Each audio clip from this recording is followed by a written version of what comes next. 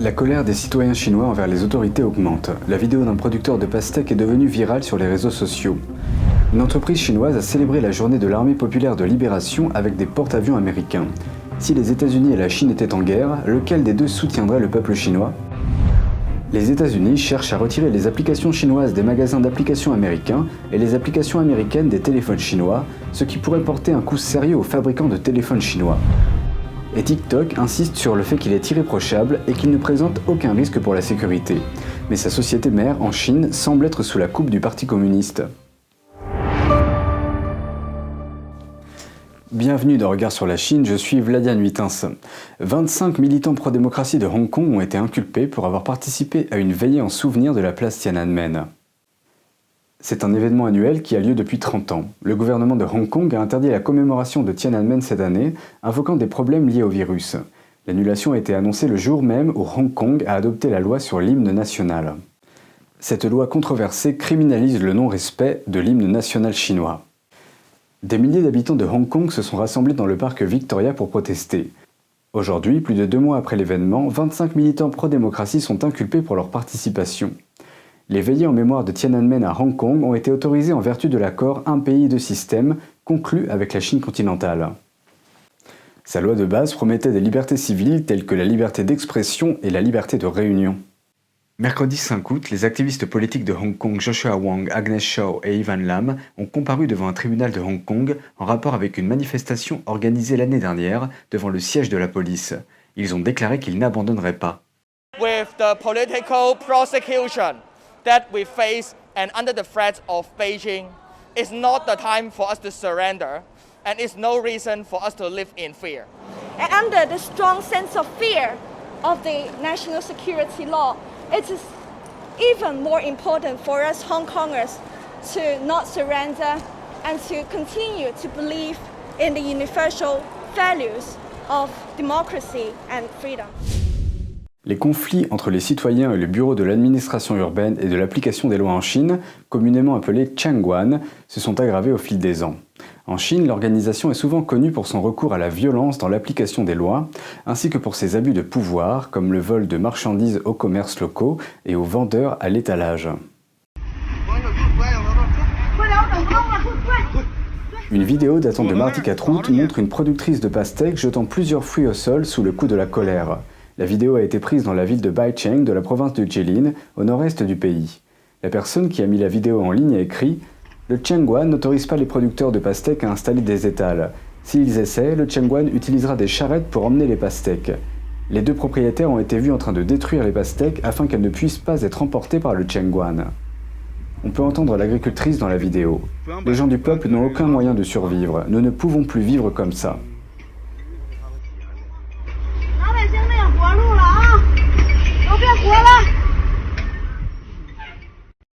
Un cas similaire s'est produit il y a plusieurs années, en 2013. C'est alors qu'un vendeur de pastèques de la province de Hunan, Deng Jiangjia, aurait été battu à mort par les officiers du Changguan. Son corps était protégé par des gens dans la rue pour empêcher les autorités de le saisir et ainsi préserver les preuves. L'incident a suscité une grande colère chez les habitants et les commerçants de la région. En conséquence, les autorités ont été contraintes de céder et 4 officiers du Changguan ont été condamnés plus tard à des peines allant jusqu'à 11 ans de prison. Une autre vidéo sur les réseaux sociaux chinois a révélé comment un groupe d'officiers a dévalisé le propriétaire d'un étal de melons. Le propriétaire a essayé d'empêcher les officiers du Changguan de lui prendre ses melons, mais un autre officier a malgré tout continué à les prendre. Le propriétaire a commencé à se défendre, mais il n'a pas pu faire grand-chose pour les arrêter. En désespoir de cause, le propriétaire a commencé à pousser les melons hors de l'étal de fruits, mais les fonctionnaires de Changguan ne s'arrêtaient toujours pas. Même un enfant s'est levé pour essayer d'arrêter les fonctionnaires. Il a été poussé au sol, on ne sait pas s'il est l'enfant du propriétaire de l'étal. Des informations sur la couverture médiatique du sport en Chine par certains des principaux médias du pays. Mercredi 5, des rapports ont révélé que 7 athlètes de l'équipe de football masculine de Syrie ont été infectés par le virus du Parti communiste chinois. Les rapports ont décrit leur diagnostic comme étant de grandes nouvelles. Ceci parce que l'équipe de Syrie doit jouer contre l'équipe de Chine lors des qualifications pour la Coupe du Monde. L'équipe syrienne est temporairement classée première dans les qualifications mondiales. L'équipe chinoise affrontera ce solide concurrent en novembre et aurait peu de chances de gagner. Selon l'association de football syrienne, 4 joueurs et 3 membres du personnel ont été infectés jusqu'à présent. Pour le moment, l'équipe a interrompu son entraînement. Les reportages des médias ont suscité des discussions en ligne. De nombreux internautes considèrent inhumaine la réaction des médias chinois. Un internaute a commenté de manière sarcastique sur Twitter, disant que l'équipe syrienne a maintenant goûté à la réelle amitié du PCC. Un autre internaute a sous-entendu que l'idéologie communiste chinoise avait détruit les valeurs morales du peuple chinois depuis l'arrivée au pouvoir du Parti communiste il y a 70 ans. TikTok s'est vu refuser le droit de transmettre des données d'utilisateurs aux autorités chinoises et a tenté de se distancer de la Chine. Mais l'homme qui est à l'origine de son succès a l'habitude de se plier aux exigences des autorités du parti. Le sort de l'application controversée TikTok est maintenant en train de se jouer. Si elle ne trouve pas d'acheteurs américains avant le 15 septembre, le président Trump a déclaré qu'il interdirait l'application aux États-Unis. Sa société mère, ByteDance, est basée en Chine. Les responsables américains accusent TikTok de remettre au Parti communiste chinois des informations sur les utilisateurs recueillies auprès de ses 80 millions d'utilisateurs américains. TikTok dit qu'il n'a jamais donné d'informations à la Chine et qu'il ne le ferait pas si on le lui demandait. Le problème est que sa société mère est basée en Chine. Selon la loi chinoise, si les responsables du parti demandent des données sur les utilisateurs, il est difficile pour les entreprises de dire non.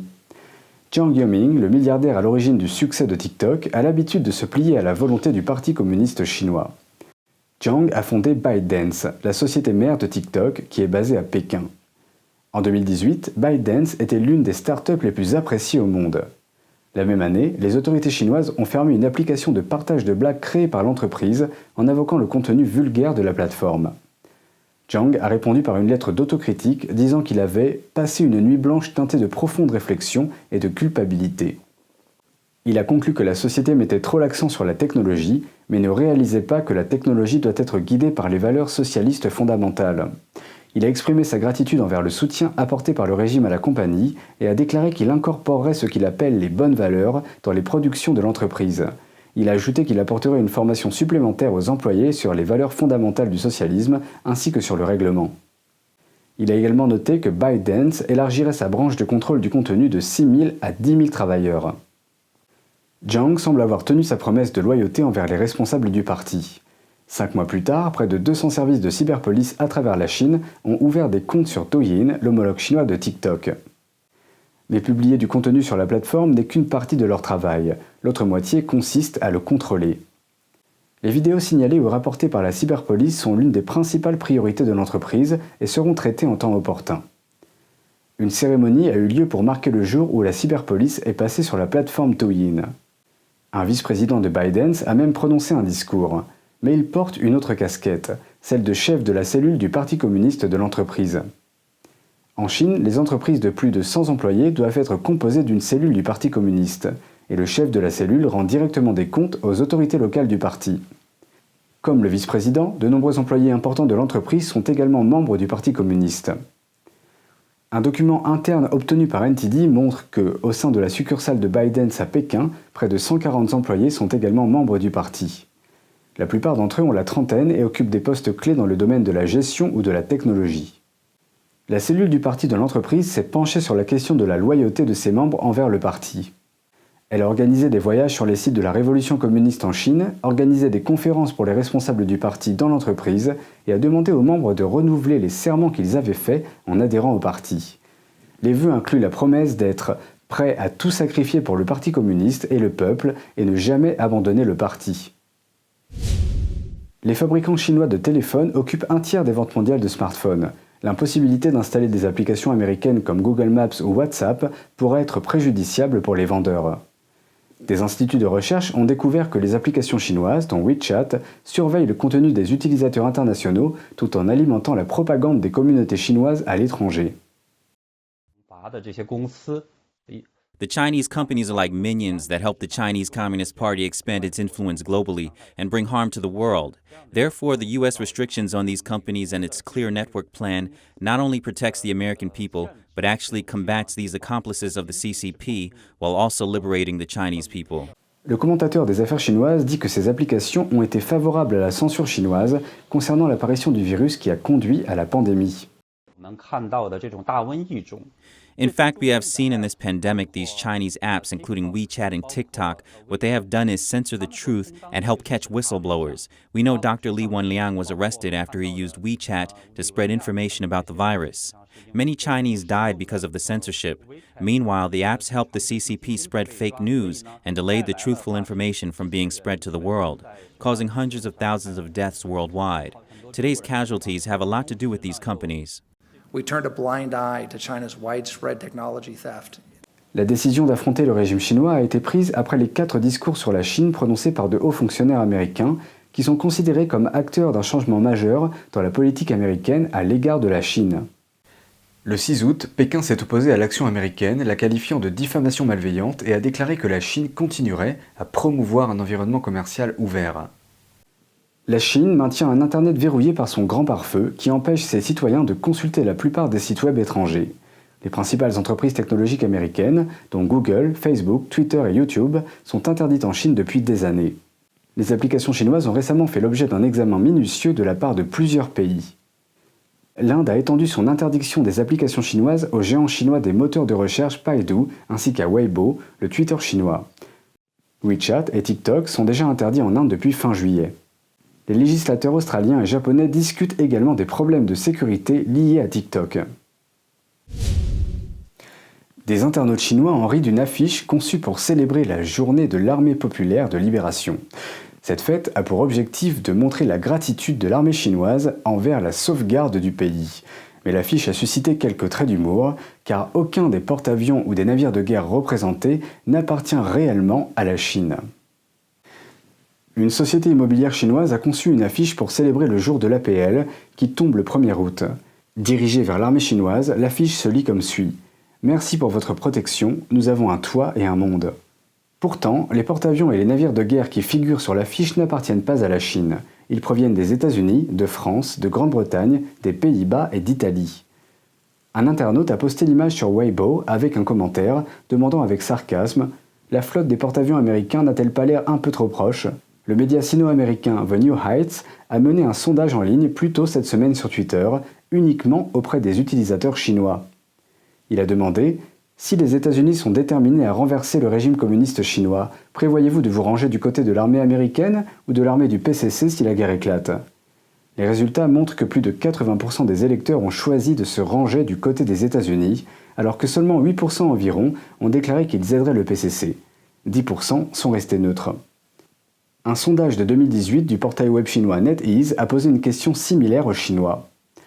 L'enquête demandait « Combien donnerez-vous à votre pays en cas de guerre ?» Et la réponse épinglée dit « Je donnerai $1000 aux États-Unis ». Quelqu'un d'autre a également répondu aux commentaires en écrivant « Je suis d'accord avec vous et j'enverrai l'information à l'armée américaine ». C'est tout pour aujourd'hui, merci d'avoir suivi Regard sur la Chine. On se donne rendez-vous demain pour une prochaine émission. N'hésitez pas à commenter, liker ou vous abonner à notre chaîne YouTube. Très bonne soirée et à bientôt.